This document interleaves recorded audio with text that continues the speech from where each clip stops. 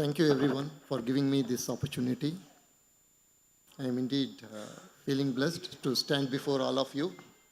But I have a strong confession to make. I am not an orator, so you will have to forgive me for whatever problem I have with my flow of the talk.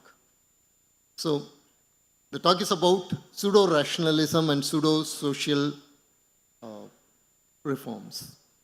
So the pseudo-social justice and pseudo-rationalism are the two cornerstones of the Dravidian movement. When you look at actually the core essentials of the Dravidian movement, we may have hatred for them, we may have aversion for them, but we have to understand them. How is it that this particular movement that has very clear, very naked lies at its core have been able to hypnotize the people of this state? So what was the reason? இப்படி தன் அகத்தில் ஒரு முழுமையான பொய்யை வைத்திருக்கக்கூடிய ஒரு உண்மையின்மையை வைத்திருக்கக்கூடிய ஒரு இயக்கம் திராவிட இயக்கம். திராவிட இயக்கத்தின் அடிப்படையாக இருக்கக்கூடியவை முழுக்க முழுக்க பொய்கள். ஆனால் இந்த இயக்கம் இத்தனை ஆண்டு காலங்கள் பல தசாப்தங்களாக தமிழ்நாட்டு மக்களை தங்களுடைய பிடிக்குள் வைத்திருக்கிறது. அதற்கான காரணம் என்ன என்பதை நாம் சற்று விலகி நின்று ஆராய வேண்டும். நம்முடைய விருப்பு வெறுப்புகளை தள்ளி வைத்துவிட்டு அப்ஜெக்டிவாக காமம் செப்பாது கண்டது மொழிமோ என்று சொல்வார்கள். தன்னுடைய உணர்வுகளை சொல்லாமல் உண்மையில் என்ன விஷயம், ஏன் திராவிட இயக்கத்தினால் இப்படி ஒரு வெற்றியை அதனுடைய பொய்மையை தாண்டி உருவாக்க முடிந்திருக்கிறது என்பதை நாம் புரிந்து கொள்ள வேண்டும். ஏனென்றால் நாம் போரிடக்கூடியது நம் முன்னால் இருக்கக்கூடிய திராவிட இயக்கத்தோடு மட்டுமல்ல.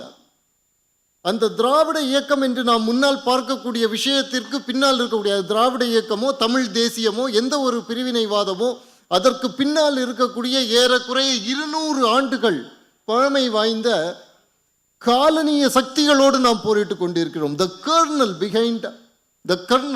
behind the Dravidian interface is almost 200 years old.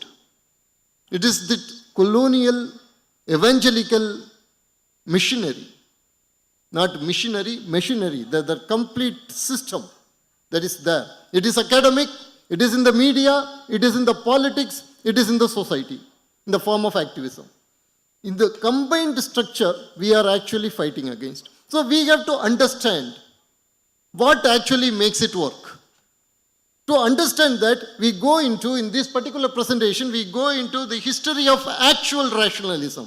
What is rationalism? What is the cultural and the historical context of rationalism? So we go there. How do we go? Can someone change it? That will be better actually. Can you go to the first slide? Yeah. Okay. So, when we talk about rationalism, we have to understand, we can go to the first slide actually. Yeah.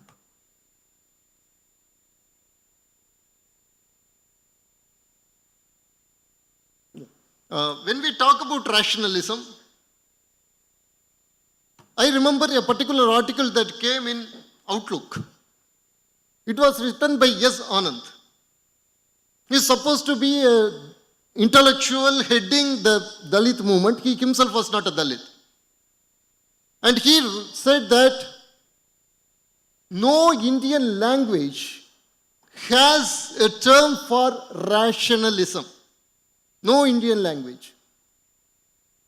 Except Tamil, because in Tamil you have the term Paguttarivu, and that is because of the Dravidian movement. So rationalism itself was crafted into the Indian culture by the Dravidian movement. Is it true? We just go and search for the etymology of the term reason. The etymology of the term reason, because reason is supposed to be the so-called Indo-European term. So etymology of the term reason actually comes from the root word ar, which in turn is also the root word for Rita. So Rita and reason are related together very generically. So this very statement that reason does not have an Indian term is wrong. And if you go further, you will understand that Ar is also related to Arivu and Aram. So you actually have a complete collapse of the Aryan-Dravidian theory in terms of linguistics here, because you have Arivu, Aram, which are supposed to be pure Tamil words, but they have the so-called Proto-Indo-European roots. So whatever it is. So Arivu essentially means reason. Very interestingly, I think it was 9/11/1953, E.V. Ramasamy has written an article in which he also acknowledges the fact that Arivu also means so-called Paguttarivu. But Paguttarivu is not rationalism. Rationalism essentially means connecting the cause and the effect. Connecting the correct cause and the correct effect, that is called rationalism. So, Paguttarivu illa adu. அது கூட்டறிவு அப்படின்னு நம்ம சொல்லலாம். அறிவு அப்படின்ட்டு சொன்னாலே அதுதான். That is a different thing, right? So you have problem. That is the first thing. That reason is very much an Indian term. Rationalism is an Indian concept that has deep roots. And it was not E.V. Ramasamy who created this in Tamil or Indian context. But you have to understand that this is the campaign. This is the media narrative, this is the construct that has been created. And in the case of Western rationalism, most probably we will consider René Descartes, whom you see here, a mathematician and a philosopher, as the father of rationalism, or rather say the father of modern thought process in the Western tradition. And he was also a person who was a person of dualist notion, that the thinking part and the physical part are entirely different. The mind and the matter are entirely different. They too belong to two different realms. They are not related. They were united by, in human beings, for example, the thinking aspect and the material aspect have been united by a divine will. So this kind of a dualism is also part of the rationalist tradition of the West. So this is the Western rationalist tradition. Can we go to the next slide? Okay.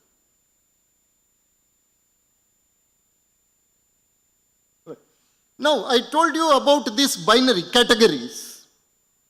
The Indian tradition rejects categories. Indian tradition is for continuum.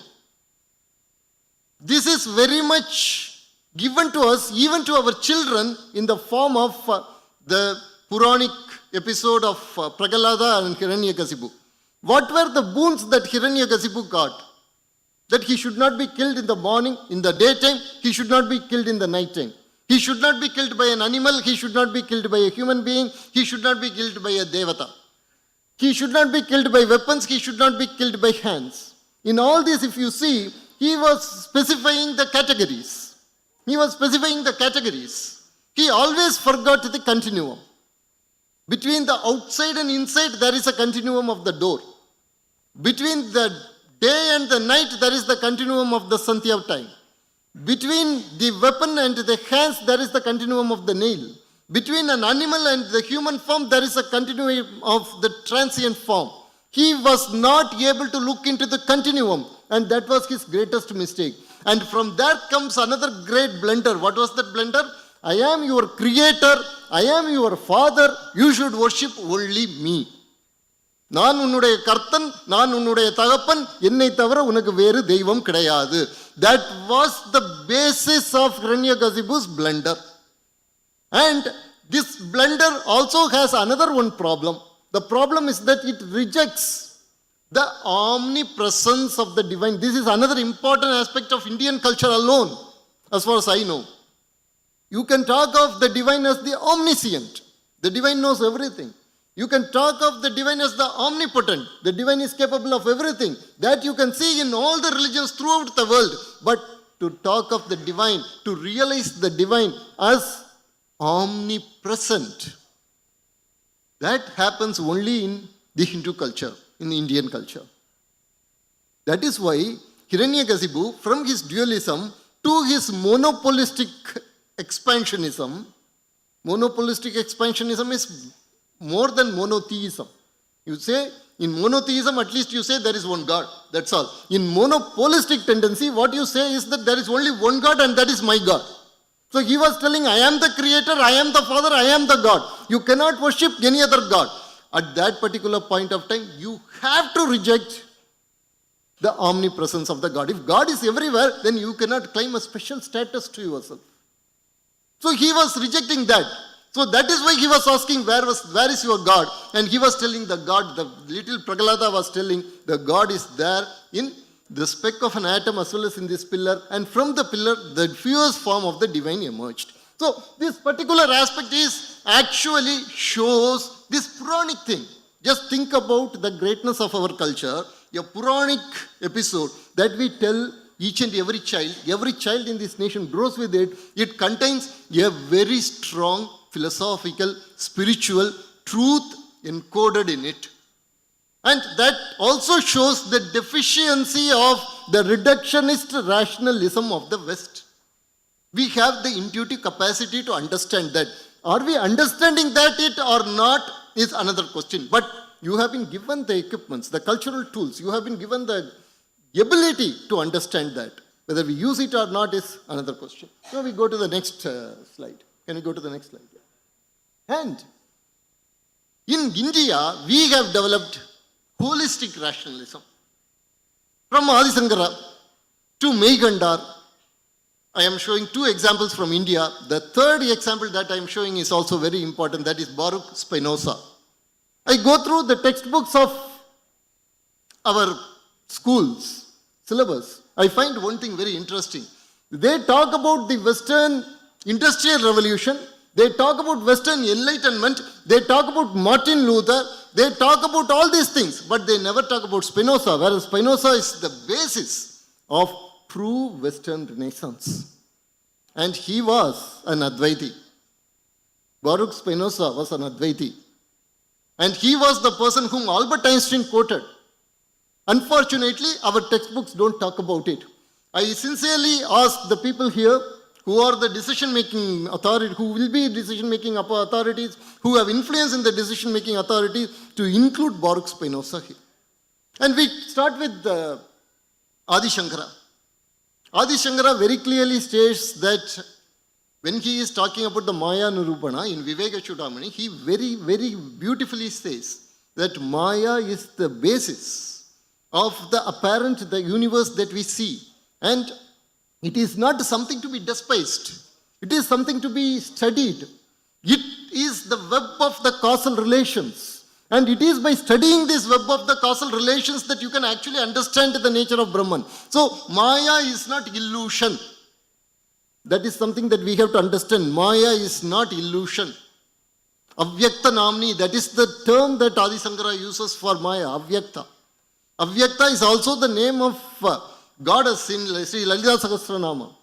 So, here, the Western ontology as well as the pseudo-rationalism, they created a narrative telling that we considered everything as Maya, so we didn't study the world, we didn't study the universe, we always thought of human miseries as a kind of a Maya illusion, so we ignored them. It is not true.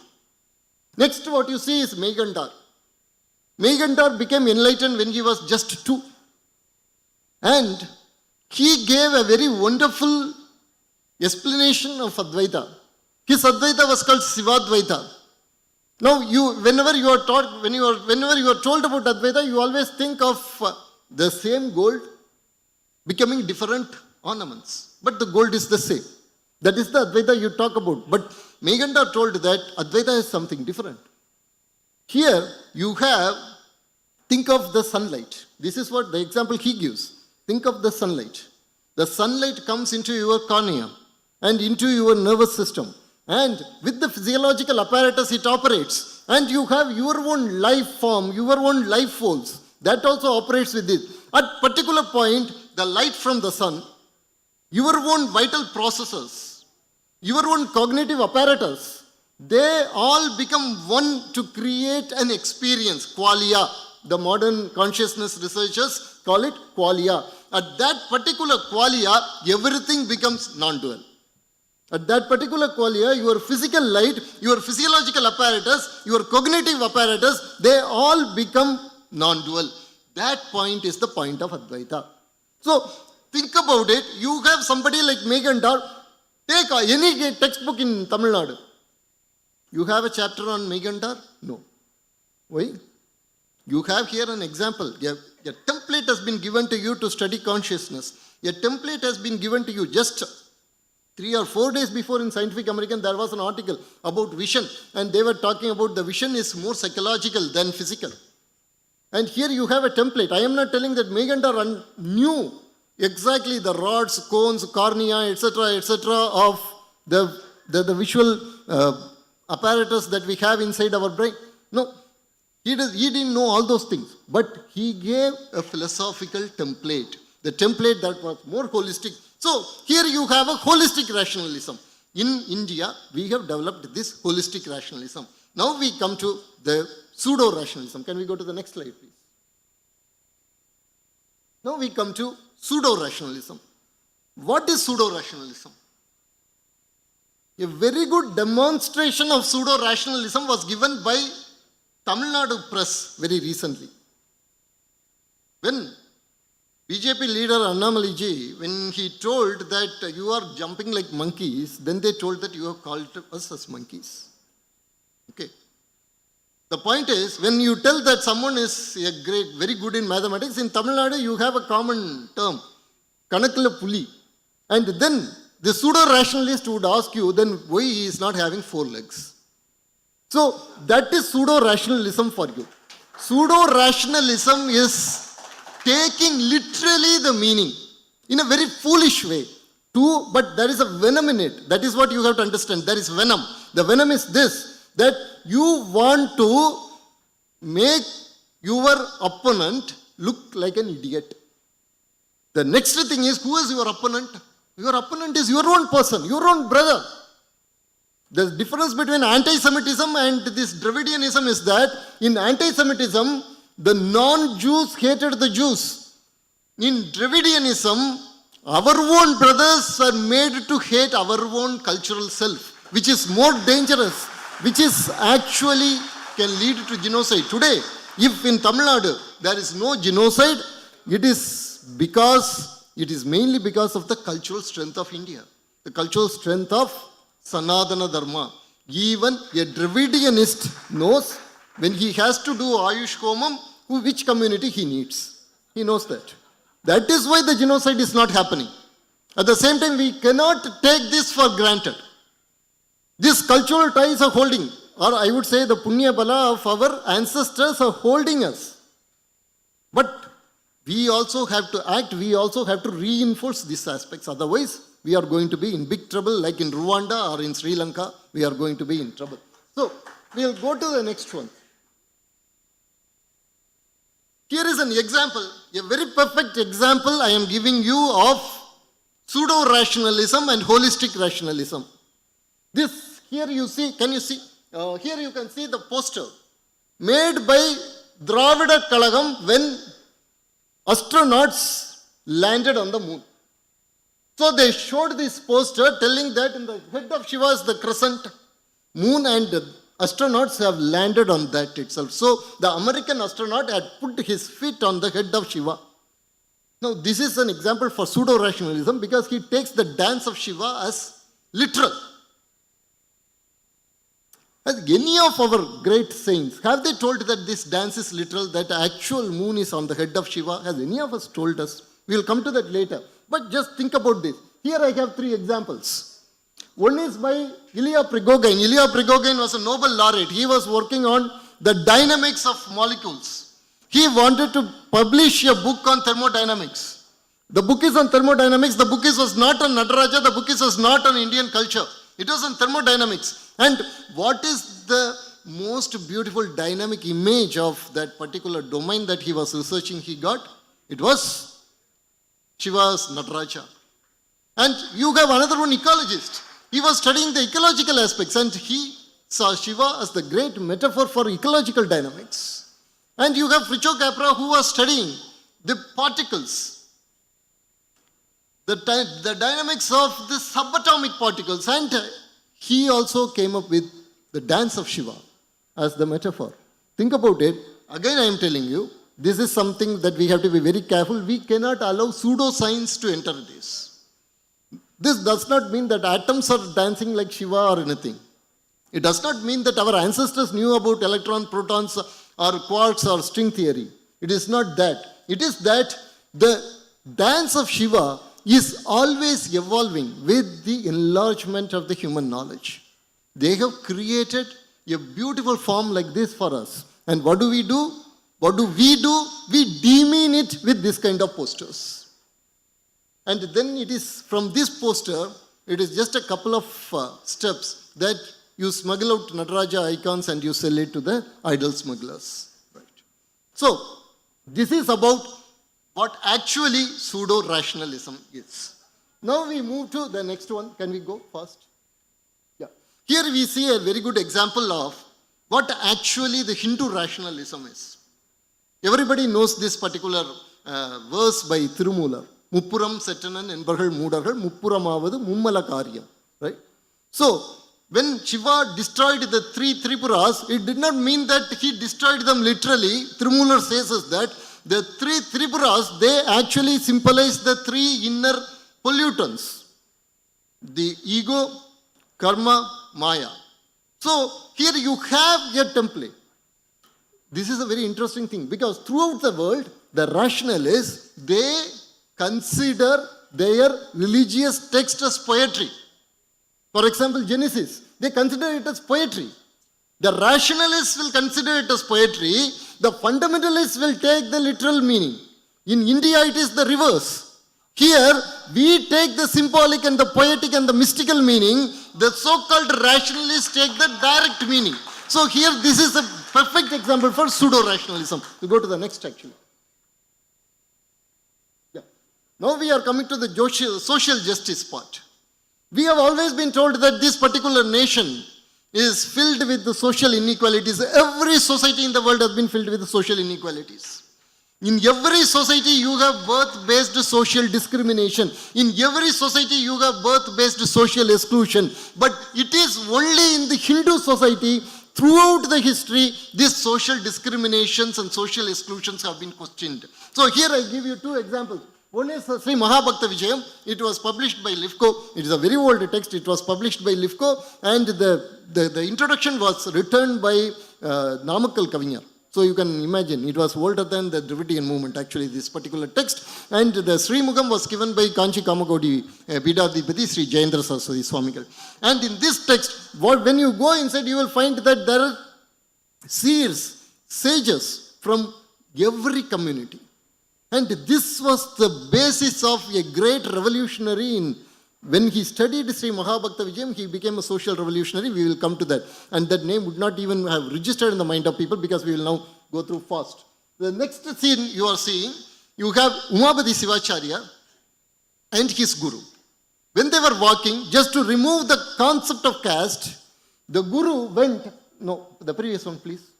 Yeah. The guru went to the street of the weavers. The weavers would be having a lot of starch. The form of rice, the starch for the cloth. So the guru goes and asks for that.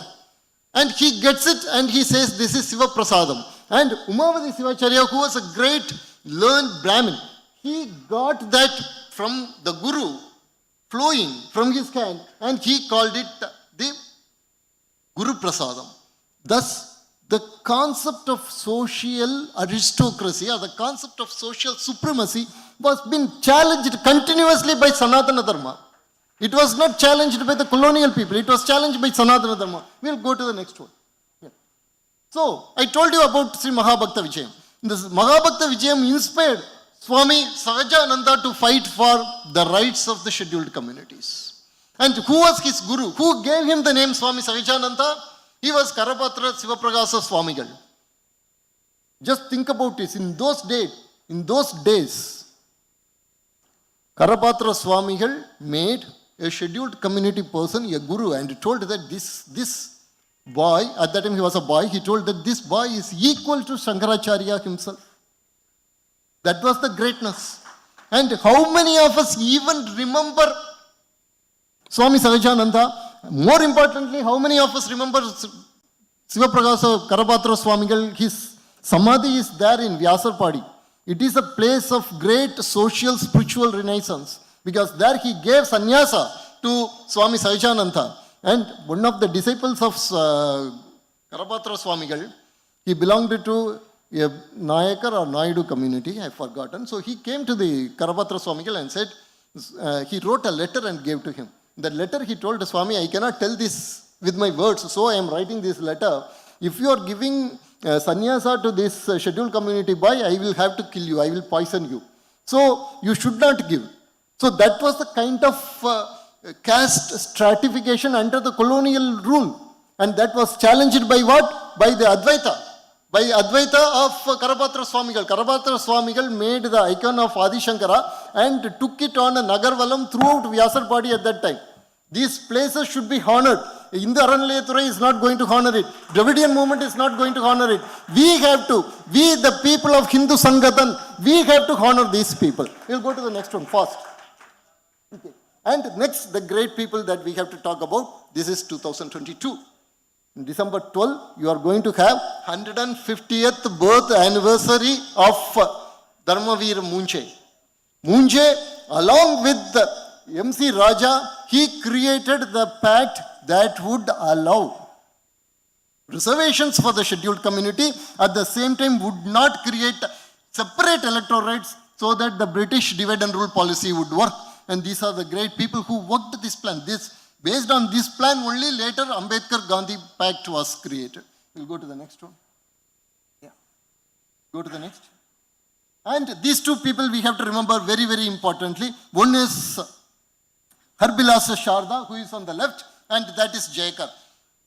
The pseudo social justice movement always talks about one particular thing, that they were the people who were at the forefront of women liberation. Today we have got a lot of women here. They all owe their presence here, not to E.V. Ramasamy, not to the Dravidianists, but to this person, Harbila Sarda, because he was the one who stopped child marriage. And he wrote a book. The name of the book is Supremacy of Hindu Civilization. So you have a Hindutvaite who actually bought the Sardar Act which liberated the women. Then you have Jayakar. Jayakar was the person who first asked for reservation for scheduled community in police force. He was a Hindu Mahasabha president. We'll go to the next fast.